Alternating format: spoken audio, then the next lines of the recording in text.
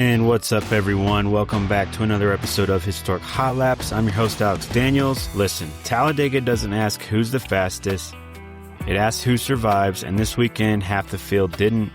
One massive crash, 50-plus lead changes, and at the end of it, a driver nobody could ignore anymore. A first-time winner standing on the window of his car, soaking in the moment. That just changed his career. But that wasn't the only story. Up in Knoxville, one champion reminded everyone he still got it, and another answered back the very next night. Behind all of that, the sport itself is definitely shifting. New leadership, new opportunities, and a new name added to the biggest race in the world. So yeah, we've got a lot to get into. This is Historic Hot Laps. Let's get after it. All right, Talladega Superspeedway always delivers something unpredictable, and Saturday's O'Reilly Auto Parts Series race was no exception. You had drafting chaos, late race swings, and a first-time winner who survived one of the wildest closing stretches of the season. The headline belongs to Corey Day. The 20-year-old entered Talladega already carrying momentum from sprint car success earlier in the week, but this was a completely different challenge, a superspeedway pack over 38 cars deep, and a race that didn't really settle until the final lap. He started in third, right up front, but most of the afternoon he wasn't the dominant car. In fact, this was a race defined by track position, swings, drafting partners constantly changing the script. Early on, it was pole sitter Jesse Love setting the tone. Love led laps, controlled the pace and stretches, and it looked like a driver trying to defend his superspeedway strength. Behind him, though, the field stayed tightly packed, and multiple lines forming and breaking apart every single lap. As the race evolved, different names rotated through the front. Sheldon Creed was right there in the mix all day. Brent Cruz showed real late race speed, and Sammy Smith and Jeremy Clements both found themselves in position when it mattered most. Talladega is never about who leads early. It's about who's still there at the end. The final laps turned into a full reset, the draft tightened, lanes collapsed, and the lead changed hands in rapid succession. Jesse Love, who had been strong all day, led most of the laps, got shuffled out of the control and the closing moments and faded back to 7th, and that opened the door. Coming to the final run, it turned into a four-wide style scramble at the front with Creed, Cruz, Smith, and Day all within striking distance. Contact, air blocks, and timing all played in a role of how the field finally sorted itself out at the end, and when it did, Corey Day was in the right place.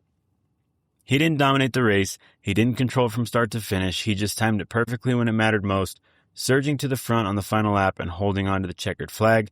A first career O'Reilly Series win, and at Talladega, it's his first full-time season. I mean, stacking up all the great honors on this one. Behind him, Sheldon Creed brought it home in second with another strong superspeedway run, and his runner-up finishes are just crazy, the amount that he's getting. But he's adding more consistency to what's becoming a very steady championship push for him. Brent Cruz followed in third with a career-best runner-up style performance developing into a podium finish, while Sammy Smith and Jeremy Clements completed the top 5. For Clements especially, that 5th place stands out as one of the stronger independent team results of this season. Further down, the final order tells the rest of the story. You had Dean Thompson, Jesse Love, Brandon Jones, Parker Retzloff, and Austin Green rounding out the top 10 after surviving all the late race chaos. And there was definitely chaos, right? With 38 lead changes, only a handful of cautions, this was classic Talladega racing. Multiple contenders had winning cars, multiple drivers left wondering what might have been. Love had the most laps led, Creed had the consistency, Cruz had the late speed, but none of them could fully control the final draft battle. That's what made it come down to timing, and Corey Day got it exactly right. So when you step back from it, this race isn't about dominance, it's about survival, positioning, and execution in the final seconds. And in that moment, Corey Day became the newest Speedway winner in the O'Reilly Auto Parts Series, a breakout win, a chaotic finish, and another Talladega reminder that no matter how long you control the race, it only takes one lap to lose it. This pushes us over to the Cup Series, and this was a race that fully delivered. It's one of the greatest we've seen this season, gave us a first-time winner in dramatic fashion. The headline is simple, and it's a big one. Carson Hocevar is now a NASCAR Cup Series winner, and he did it at Talladega. Driving the number 77 for Spire Motorsports, the 23-year-old Michigan native pulled off a nearly perfect final stretch in the Jack Links 500, winning by just 1.14 seconds over Chris Buescher, who was right there. But this wasn't a fluke. Hocevar led 19 of the final 37 laps and had to survive multiple late race restarts, holding off some of the best superspeedway racers in the sport. Then it came down to the moment everyone will remember.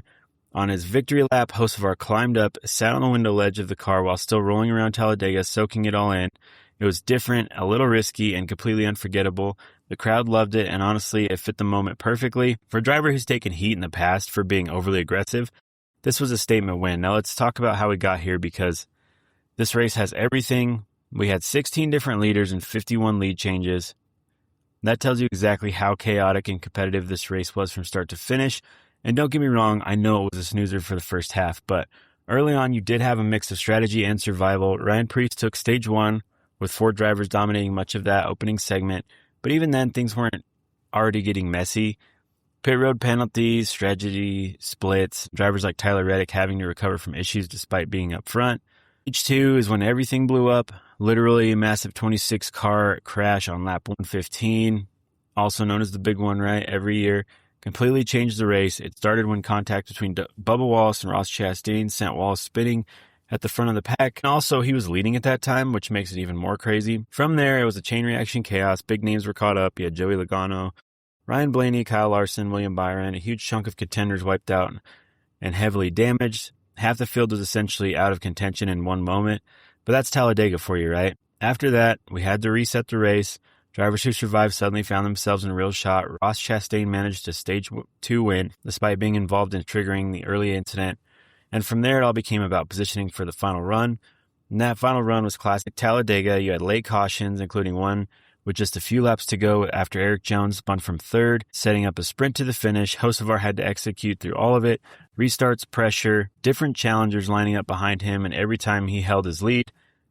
So let's run through the top finishers for this one. Obviously, we said Hocevar got the win, his first in the Cup Series. Chris Buescher comes home second, just inches short, but it's at his best career finish at Talladega. Alex Bowman finished third, which is one of the strongest cars late in the race, and awesome to see after coming back and battling back from those medical issues he had. Chase Elliott brings it home in fourth, adding another solid superspeedway result, and Zane Smith rounds out the top 5 with another impressive run this season. It even sets up the fastest lap of the race. Just behind them, you had Stenhouse, Jr., Ross Chastain, Austin Cindric, Noah Gragson, and Kyle Busch completing in the top 10. That 10th place finish for Kyle Busch, first top 10 of the season for Richard Childress Racing, and that's a storyline on its own. Then there was the championship picture, right? Tyler Reddick, despite getting caught up in the chaos and even hitting the wall late, still managed to finish 14th and holds on a commanding points lead, now 110 points over Denny Hamlin. And that's huge, especially on a day where so many contenders had their races falling apart. So what are the takeaways from this one? Well, first, Talladega still delivers unpredictability like nowhere else. Half the field can be taken out in a single moment and the entire race resets. Secondly, opportunity matters. Hocevar wasn't just lucky. He put himself in position and executed under pressure when it counted most. And third, this is definitely a changing field. We've now had 2 first-time winners in the last 3 races, with Hocevar joining Ty Gibbs, who broke through at Bristol earlier this month. But that tells you that the next generation isn't waiting, and that's what makes this one stand out. A chaotic race, massive crash, and a final sprint to the finish. At the end of it, a new winner for the NASCAR Cup Series and Carson Hocevar, with a moment he and everyone watching definitely won't forget, so congrats to him on that one. All right, let's move our way over to the High Limit Series, and what a night at Eagle Raceway for the Speedway Motors Spring Jackpot race, and this one had everything you'd expect from High Limit. You had the intensity, you had the chaos, and a driver looking for redemption who absolutely delivered. We just talked about him with the O'Reilly Series, but let's talk about Corey Day once again. The 20-year-old came into Eagle with unfinished business last year at the same track, battling for the huge $55,000 payday. He ended up upside down while fighting for the lead. So when he rolled into Nebraska this time, there was no question what this meant, and he backed it up the best way possible. Starting 5th, Day charged through a stacked field with 30-lap feature that saw 3 different leaders in constant pressure from the front. Early on, it was Carson Macedo jumping from 3rd to 1st, showing speeds right out of the gate in the Jason Johnson Racing number 41 car, but that didn't last long. Brad Sweet quickly answered, taking control in the Silva Motorsports number from 94, and looking like a driver to beat, right? Sweet led multiple laps and had things under control until the race flipped again in the lap 7 restart. That's when Corey Day went to work. He launched, made the move, and never looked back. From that point on, it was survival mode at the front, multiple restarts, a couple red flags, and constant pressure from behind. But Day stayed locked in and kept Jason Myers, racing number 14, out front all the way to the finish. When the checkered flag dropped, it was redemption complete, his 13th career High Limit Racing win, and his 2nd of the season already. Behind him, Brad Sweet settled in for 2nd after leading 6 laps in what was his Eagle Raceway debut. Despite not getting the win, it's another strong run for the track where he's been incredibly consistent. 3rd went to Tanner Thorson, who continues to quietly build one of the most consistent seasons in the series. With that result, he also strengthens his hold on the High Limit Championship lead, now sitting on the 54-point advantage over the rest of the field. The rest of the top five was all California speed, with Carson Hocevar finishing fourth and Gio Celsi rounding out fifth. Further back, the night was just as important for the championship picture as breakout performances from Joe Miles Jr. made a huge charge from 21st to 10th, earning a hard charger honor with a plus 11 run. Hank Davis was a top rookie in 7th, and Rico Abreu, Tyler Courtney, and others filled out the deep competitive top 10 finish on that. The story of the night, though, belongs to Corey Day. A year ago, Eagle Raceway cut him down while he was fighting for the win. This time he came back, took control when it mattered, and he didn't give it away. Redemption earned the hard way and one of the most exciting bull rings on the schedule, and honestly setting him up for such a great week. We talked about his finish in the O'Reilly Series. All right, let's cover a couple nights with the World of Outlaws. Night 1 of Knoxville Raceway in the World of Outlaws NOS Energy Drink Sprint Car Series. This one belonged to a driver who, even what some call a semi-retired phase, is still operating at full championship level, and that's Brad Sweet. The 5-time series champion rolled into Knoxville with a massive field behind him. He had over 60 entries. By the time the night was over, he made it look anything but crowded at the front. Sweet started from the pole in the Silva Motorsports number 94 car. From the drop of the green, he was in control, clean air, perfect lines, and a car that just kept getting better as the race developed. Early on, David Gravel tried to keep him honest. Gravel worked his way into second in the big game Motorsports number 2, and briefly looked like he might have something for the leader, but every time the gap closed, Sweet had an answer. The keys definitely came in traffic, though. Lap cars turned this into a true Knoxville grind, but Sweet managed it better than anyone. He had smart lines, zero panic, just enough speed when it mattered to keep control of the race, and from there, it was never really in doubt. When the checkered flag dropped, Brad Sweet was back in victory lane, adding another World of Outlaws win to the resume that just keeps growing. That victory also extends something pretty remarkable. He's now won at least one World of Outlaws feature in 15 straight seasons, tying one of the longest active streaks in the series history. It's his third career win with the World of Outlaws and already his third victory in just 8 410 starts this year. And that's what makes it even more notable, is the consistency behind it. Every one of those recent wins has come with Paul Silva on the wrenching side, showing just how strong that combination still is. David Gravel brought it home in second, though, continuing what's been a strong, steady season as he adds another podium and keeps his points lead intact. And rounding out the podium was Ryan Timms, the reigning Knoxville Nationals champion, adding another big result for one of Sprint Car's most important venues. Behind them, Brent Marks and J.J. Hickle competed for the top 5, with Hickle also earning a career milestone earlier in the night by setting the first ever quick time in his career. Further down the running order, there were still standout charges too. Sheldon Hodchild climbed from 25th to 18th. He got the hard charger honors on that one. You had Emerson Axum impressed once again with his rookie campaign and a top 10 finish. But the story of the night is pretty simple. Brad Sweet showed up at Knoxville in a massive field against the best in the world, controlled the entire feature from start to finish. Still fast, still composed, still a problem for everyone else. And if night 1 was any indication for us on that one, Knoxville isn't done delivering. You had the dominant night 1 performance from Brad Sweet at Knoxville Raceway, but night 2 of the Premier Chevy Dealers Clash brought a completely different story. This time, it was all about defending champion striking back, so let's talk about David Gravel. If night 1 was coming up short for you, night 2 is about not making that mistake twice. Gravel and the Big Game Motorsports team rolled into Saturday locked in and ready to respond. He lined up on the outside of the front row in the ShopHoustons.com number 2, and from the moment the green flag dropped, the message was simple: this one is mine. He rockets to the lead on lap 1 and never gave it up. Early on, it looked like there might be some pressure coming from Rico Abreu, Ryan Timms, and Carson Hocevar. They all cycled up to the runner-up spot at different stages of the feature itself, closing the gap just enough to stay within striking distance. But every time someone got close, Gravel had another gear to grab. And that key moment came in traffic. Once again, Knoxville changed throughout the feature with the top lane coming in and then starting to fade. Gravel read it in real time. He tried the top, switched to the bottom, made the right call exactly when it mattered most. Once he found the grip, the race was just effectively over at that point. From there, it was clean, controlled, and clinical all the way to the finish. When the checkered flag dropped, David Gravel was back in victory lane at Knoxville, scoring his 4th World of Outlaws win of the season, adding another major chapter to the already dominant campaign he's got. For the Big Game Motorsports team, it ties them at the top of the wins list for this year. It pushes Gravel's career to a total of 124 World of Outlaws victories, It also marks his 15th career Knoxville win overall, putting him even deeper into elite company at one of sprint car racing's most important tracks. Behind him, Carson Hocevar delivered a strong recovery drive for Jason Johnson Racing, climbing from 7th to 2nd after a hard-fought run through the field. And for the second straight night, Ryan Timms finds himself on the podium at Knoxville. Back-to-back top threes at the sprint car capital of the world is exactly the kind of consistency that keeps him in the championship conversation. Rounding out the top 5 was Logan Schuchart and Rico Abreu, both showing speed but unable to quite mount a full challenge in the closing laps.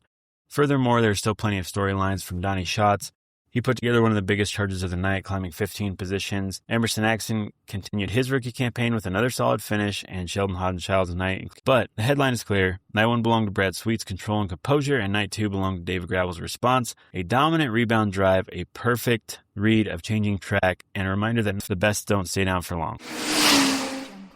From there, let's talk a little bit of news. We've had some rule changes heading into the Miami Grand Prix. The FIA has rolled out a set of what they're calling emergency refinements, and that wording really kind of matters. They aren't long-term philosophical changes. These are quick, targeted fixes after what we saw in the first 3 races of this season in Formula One. The big issue, cars behave unpredictably under the new energy systems, drivers dealing with sudden power drop-offs, strange deployment patterns, and in some cases, real safety concerns. So let's break down what's changing and why it matters. First up, energy and power management. This is the core of the issue. If you've been watching the early races, you've seen and heard the terms super clipping. That's when a car suddenly runs out of deployable energy near the end of the straight and just loses all its speed. Not ideal when someone's right behind you. The FIA is trying to smooth that out. They've reduced the qualifying recharge limit from 8 megajoules to 7. That might sound small, but it forces teams to rely less on aggressive harvesting strategies and more on consistent deployment. In simple terms, less gaming the system and more flat-out driving. At the same time, they've increased the superclip power boost from 250 kilowatts to 350, so drivers are on full throttle. They can recover more energy without having to lift and coast. The goal here is pretty clear. Fewer weird slowdowns, more predictable performance, and qualifying laps that actually look like qualifying laps again. They're also targeting super clipping duration. Instead of lasting charge chunks of the lap like we've seen, they want it down to just 2 to 4 seconds, short, controlled, and not race-defining moments. Now, onto the safety side of this, because this is where things really get serious. After incidents in Japan, especially a big closing speed between cars, the FIA stepped in. They've capped manual boost at the races to an additional 150 kilowatts. That limits how much extra power a driver can suddenly unleash, which should reduce those dangerous speed differentials. They're also adjusting how the MGU-K deploys energy. You still get a full 350 kilowatts in key acceleration zones, but everywhere else it's limited to 250. Again, it's about controlling how quickly one car can close in on another. Then there's something new being tested in Miami, a low-power start detection system. If a car has a poor launch and it's the risk of getting hit from behind, the system will automatically trigger the MGU-K to give boost off the line. It's basically a safety net to prevent start line collisions. On top of that, cars will now have flash sighting and rear lights to warn drivers behind if someone is struggling with low power. It's a definitely small change, but in low visibility and chaotic starts, this could make a real difference. Speaking of visibility, let's talk about the wet weather, because drivers have been pretty vocal about how tricky these cars are in wet under the new rule set. So the FIA has made a few adjustments. Intermediate tire blankets will now run hotter, giving drivers better grip right out of the pits. ERS deployment will be reduced in wet conditions to limit torque. Less sudden power means more control, which is exactly what you want on a soaked track. And finally, rear lights have been simplified so it's easier to see through heavy spray. Cleaner signals, less confusion. The big takeaway on this is these are not sweeping regulation changes. They're precise, almost surgical tweaks. Every team agreed to the terms, which tells you how real the concerns were. At its core, this is about making the cars more predictable and racing safer overall. And driving experience less about managing glitches and more about actual performance. Miami is going to be the first real test of all of this, and it'll be interesting to see whether these fixes actually solve the problems this weekend or just expose new ones. All right, shifting gears a little bit here, let's talk about one of the bigger pieces of motorsport news this week, and it involves Acura making a pretty significant strategic move. They've officially confirmed that they will step away from the factory prototype program in the IMSA WeatherTech Sports Car Championship at the end of the 2026 season. Now, to be clear, they're calling it a pause, but the direction's pretty obvious. This is a shift in focus rather than a temporary break. And that shift is towards the NTT IndyCar Series. So let's talk about why this is happening. Well, first, Acura's IMSA program's actually been very successful since entering the prototype racing back in 2018. They've racked up 25 wins, 34 pole positions, and 10 championships. This isn't a team leaving because they can't compete. It's a team choosing to reallocate their resources. What Acura and Honda Racing Corporation USA are doing is doubling down on IndyCar, where Honda is already deeply embedded as one of the only two engine suppliers. The timing isn't random. IndyCar's seen a noticeable surge of popularity recently with rising TV audiences and stronger event turnout. That makes it a much more attractive platform from a marketing standpoint. So instead of funding a full factory prototype effort in IMSA, Acura is moving towards brand visibility in IndyCar. We're already seeing that in the early stages. In 2026, Acura branding is appearing on cars run by Meyershank Racing, including a featured entry at the Indy 500. That's a big deal because it marks Acura's first appearance on the Indy 500 grid in decades. And yes, this is a Honda brand, but it's their own brand, right? So looking ahead, this could go even further. There are indications that Honda may expand its IndyCar involvement, potentially adding new entries under this new structure as the series moves towards new regulations in 2028. So what does this mean for IMSA? Well, in short term, Acura will continue to run the ARX-06 prototypes through the end of 2026. They've made it clear they intend to finish strong. But longer term, it's a reminder of how fluid manufacturer involvement can be in sports car racing. Even successful programs aren't guaranteed to stick around if the marketing value shifts elsewhere. And right now for Acura, that value is clearly pointing towards IndyCar. So this isn't just withdrawal, it's repositioning, less endurance racing, more open wheel visibility, and a clear bet on where they think their audience is headed next. Let's talk a little Indy 500 news while we're on the subject. So the field is now officially set, at least on paper, of the entries. Katherine Legge has been confirmed as the 33rd entry for the 2026 running of the Indy 500, completing the traditional full grid in the biggest race in open wheel racing in America, and probably the biggest race in the world, at least the biggest live event, that's for sure.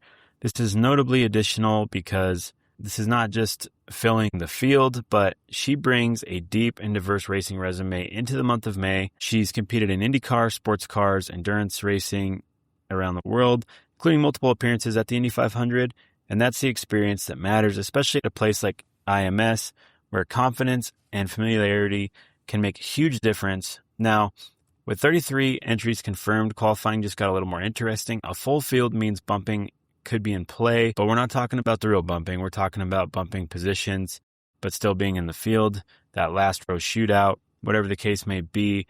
We're not going to see a 34th entry. I don't believe at this point. We've got open testing going on as we record this.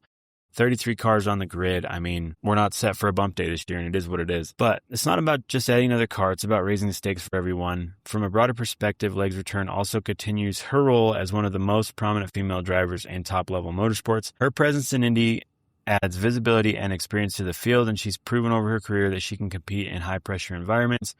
So as we head towards qualifying weekend, the grid's now full, the tension's building, and the fight to make the Indy 500 just got a little tighter.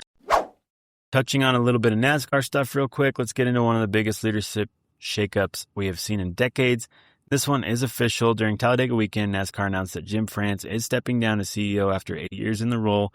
He won't be going far, though. He'll remain chairman of the board, keeping a firm hand on the sport's long-term direction. Taking over as CEO is Steve O'Donnell. This is pretty historic because O'Donnell becomes the first non-France family member to serve as CEO in NASCAR's 78-year history. That alone tells you how significant the moment is. Now, O'Donnell isn't new to the inner workings of the sport. He's been deeply involved in competition and operations for years. In this new role, he'll oversee both strategic and operational leadership of NASCAR, including its racing series and business arms.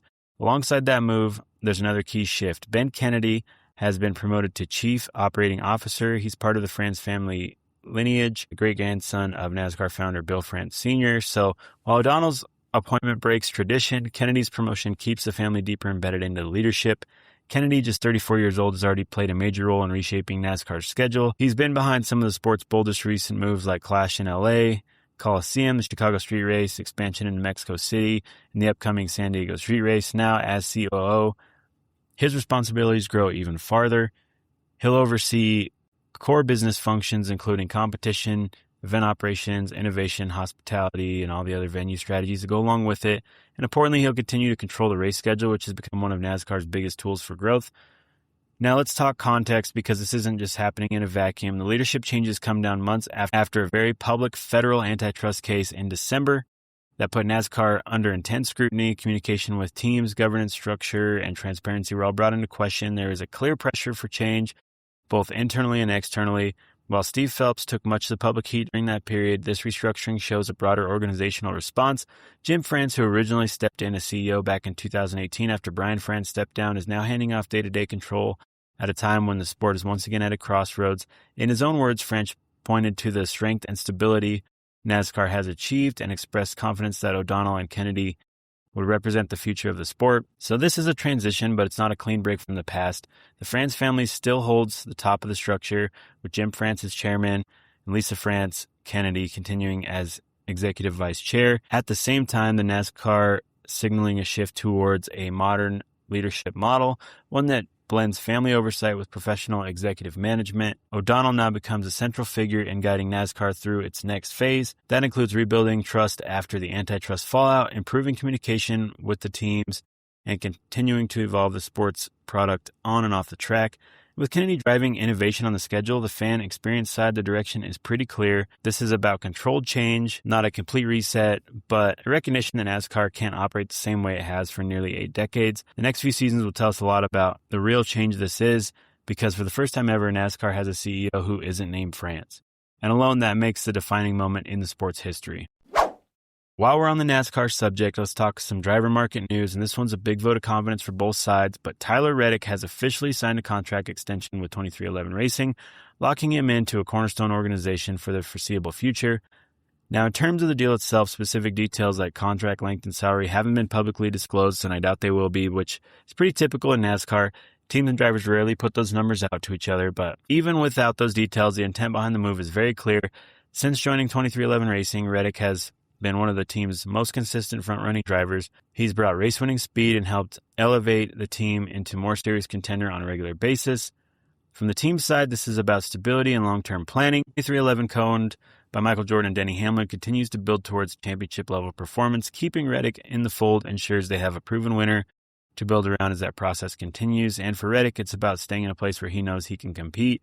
He's in a strong car with a team that's investing heavily into performance and growth, and that kind of stability matters in today's Cup Series landscape. So while we don't have the exact numbers, the message is pretty straightforward, that this is a long-term commitment, and it reinforces both Tyler Reddick and 23XI Racing see each other as key pieces of what comes next.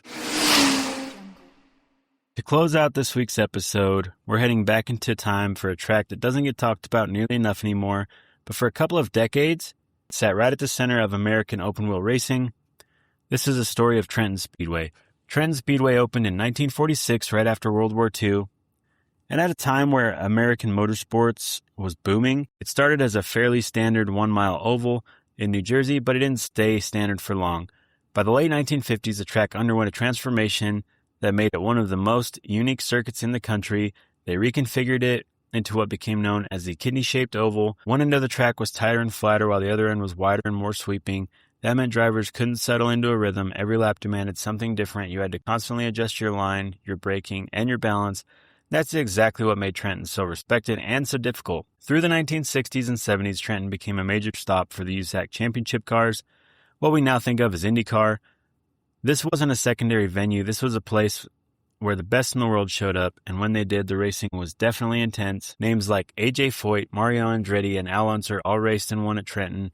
Foyt especially had a strong presence there. His aggressive, adaptable driving style fit perfectly with a track that demanded versatility every single lap.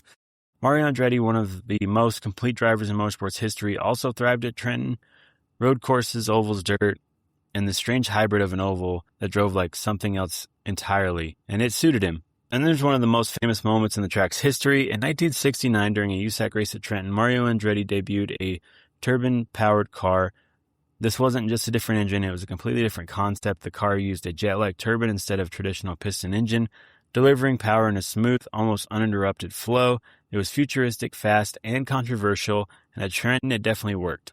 Andretti dominated the race, showing just how effective the technology could be, but it also raised alarms across the sport. And not long after, turbine cars were effectively regulated out, so Trenton became part of the story too, a place where innovation showed up, proved its point, and then disappeared. NASCAR also made a few stops at Trenton over the years. Drivers like Richard Petty and Bobby Allison raced there, bringing stock car racing into the mix. That added another layer of track identity. You had Indy cars, stock cars, and a layout that didn't quite behave like either discipline expected. It made for unpredictable racing, and that's what the fans loved. But like a lot of tracks from that era, Trenton faced challenges it couldn't quite overcome. By the late 1970s, safety standards were evolving, costs were definitely rising, the economy was down, and newer facilities were starting to take priority. Trenton, with its unique but aging layout, began to fall behind. The final races were held there in 1980, and just like that, one of the most distinctive tracks in American racing history was gone. Today, the site has been redeveloped. There's very little left to suggest what used to be there. But if you talk to drivers and fans who remember it, Trenton still comes up, not just as another track that closed, but as a place that challenged drivers in a way many others didn't. It was just about pure speed. It was about adaptability. It was about precision and the ability to handle something that never quite felt the same from one corner to the next. So when we look at Trenton back in the day, it's not just about one of the races it hosted. It's about how different it was for the sport. In a sport where so many tracks start to look the same, that's exactly why it's still remembered today. That's going to do it for us this week. Appreciate you listening to the end of this if you made it. And yeah, we got a bunch of stuff coming up this weekend. We'll see how it all goes. We'll talk about it next week. Formula One's back. We've got an open test to talk about. We've got Indy month of May coming up. We got a lot of stuff. Obviously, NASCAR's in Texas this week. So yeah, a lot of things happening. Please, as always, hit that like button, share, subscribe, tell a friend, tell another fan, hit us up on the socials, do all the stuff, click all the buttons, spam all the stuff you want. And yeah, until next time, stay safe.